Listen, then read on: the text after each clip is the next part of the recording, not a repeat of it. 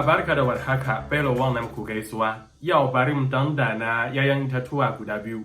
Wato su avocado da kiwi fruit. A zabi avocado mai taushi a yanka.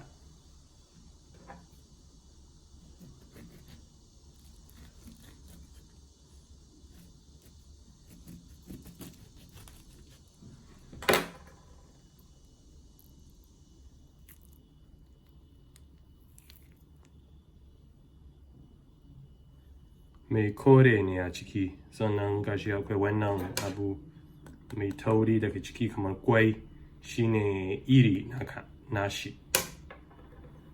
Bari in fito da abubuwan daga ciki, wato a cire su, a sanya shi cikin wannan kwano, har ma da wannan bangare.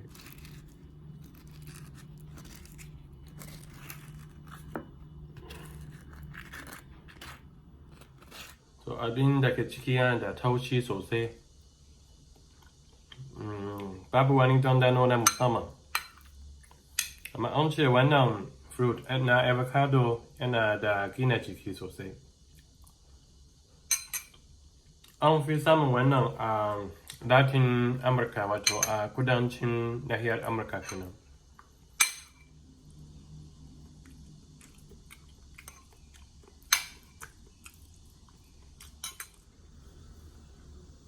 Ga irinsa da ya yi kamar wani kwalo na pimpon.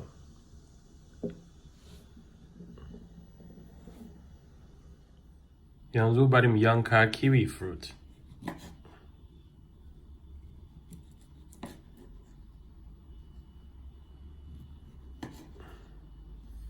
Ga wannan ƙananan kamar ridi ne daga ciki, shine irinsa da yawa daga ciki. Bari in dandana kiwi fruit.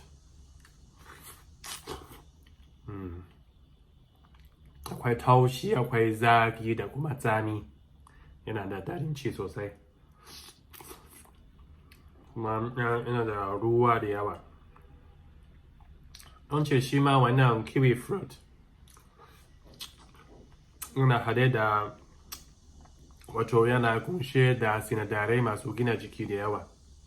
Ana samun wannan fruit a kasar Sin da kuma sauran wuraren, kuma na sayi wannan fruit ne wanda aka shigo da shi daga kasar New Zealand.